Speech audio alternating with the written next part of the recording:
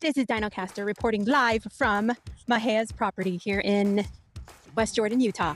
Mahea, tell everyone who you are and what we're standing in front of. My name is Mahea Eddy, and I am from Tooele, Utah. And this is my 12th fix and flip project in West Jordan. So awesome. Number 12. How did you find this deal? I have a realtor friend in Salt Lake that I've been working with for the last few years, and she had a relationship with the homeowners on this home, and they kind of ran into a rut, and she was able to help them get into a new place, and this one became vacant. So we negotiated some prices with them, and in order to help them get into their new place, we were able to buy and help them get a good down payment on their next home, and then I scored this one. Awesome. Hey, let's go inside and take a look and see what's going on inside. Absolutely, let's do it. Okay, Mahea, what is the plan for this property here? Or what are we in? We're in the kitchen and the living room right now. What are your plans for this area?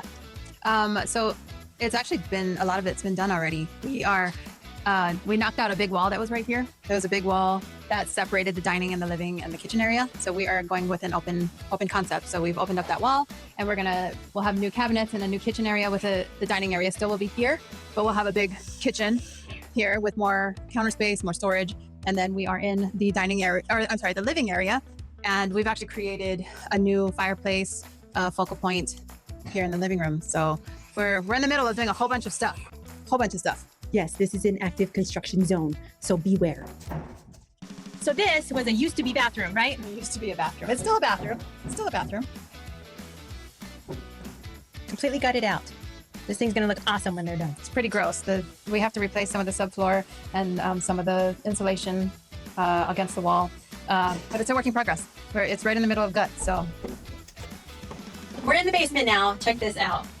They're gonna be reframing and putting some cool stuff in here. What's kind of the addition or what's going in down here that's gonna make it more exciting? So this basement was completely unfinished when we got the house. There was a small storage area. There was kind of 2 bedrooms that they threw up. Makeshift. Yeah, it was kind of just a throw up bedroom. And then a small laundry area. So our plan now is to create a 3-bedroom and a living space with some cold storage space with an additional bathroom. We're putting another bathroom in and really creating another laundry space that's more functional for them. And then we are also adding a second fireplace down here also. So we've got the fireplace down here that's already built out and ready to be drywalled, but this will look completely different than when we bought it a month ago. So we're super excited to see the way it's gonna look. It's already looking so much different. We got a good team working on our house. That is so awesome. You've got this house, how long have you had it? A month? 4 weeks, 5 weeks? We officially closed on it towards the end of October. Okay. And now we're almost to Christmas, and they're about, halfway through? Yeah, we're hoping to be done actually the first week of January is the goal. So it's moving along pretty quick. Awesome. Okay. We walked through your property, Mahea, and it looks amazing. Totally awesome. What has been your biggest challenge so far in this property?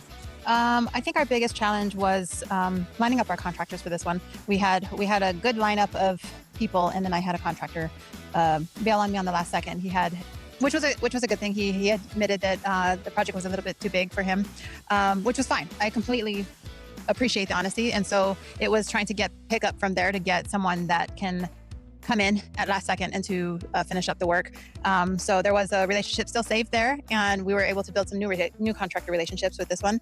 And the team that we now have is going to be fantastic. They're moving fast and picking up right where we needed them to be. So I think one thing that I've learned from this one is to really just make sure that we've got a good project team lined up and ready to go, and that we understand both on my end and their end on what's expected and what the expectations are. Pretty much. Awesome. So there was a relationship that was saved because of honesty. People, if you're going to do projects like this, just be upfront and honest. Okay. There are a lot of sketchy people out there, but we want to make sure that our businesses are run honesty and integrity. Mahea, with people that are interested in becoming a real estate investor and doing something like this, what would be your greatest advice to give to newbies or people that are even just slightly thinking about becoming a real estate investor?